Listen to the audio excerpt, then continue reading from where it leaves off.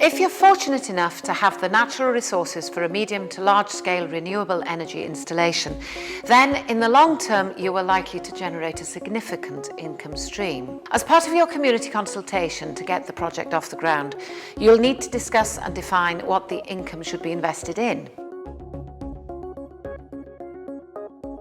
If your renewable energy installation is very large scale, for example a 2 megawatt wind turbine that can be seen for some distance, there's an argument to be made that you should consider widening the area of benefit to all those communities that are affected by it. The priorities for reinvestment will be different for each community, as the issues that need to be addressed will vary significantly. Your community will make up its own mind about what is important, and you may find that you need to make concessions to ensure wider support for the renewable energy project. The first area that we would recommend investment in is other low-carbon projects. You could call this the creation of a virtuous carbon cycle, and we'll return to it shortly. The sustainability ethic of a renewable energy project might also make it a good match for supporting other sustainability projects. So you could consider making provision for funding and ongoing support for initiatives such as allotments, community gardens, and local markets. Most communities have social care issues that are not fully addressed. For example, sections of the community may be isolated or lacking in support. You could use your income to establish or boost existing services such as Meals on Wheels, befriending services for the elderly, or investment in youth activities. The visible green environment is always high on people's lists of priorities, so you could consider making provision for maintenance and upgrading of parks and play spaces, or provision of litter bins and benches in key locations. Providing supplementary local public transport services could also be an area of concern, especially in more remote areas.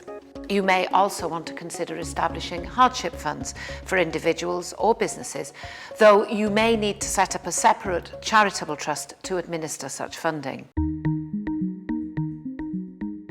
Many people think that it is wrong to concentrate effort on generating energy from renewable sources before addressing wasteful use of energy.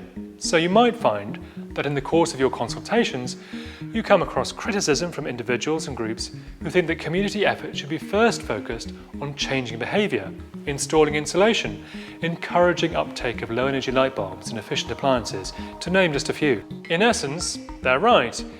Even if all of the potential for renewable energy in the UK was harnessed, we would still struggle to meet the demands of the current population and the lifestyles we choose to live. So, if we all continue to be profligate in our use of energy, we'll be wasting a very valuable resource. However, it's not always practical to address these issues first. Some, like insulation for example, have a cost associated. Your renewable energy project could therefore fund free or heavily discounted insulation for the whole community. You may live in an area with lots of old, solid-walled, single-glazed houses. These are the homes that are wasteful of energy and expensive to improve. Many householders simply don't have the resources to pay for new windows or solid-walled insulation. And without a local income stream, it's unlikely that they ever will.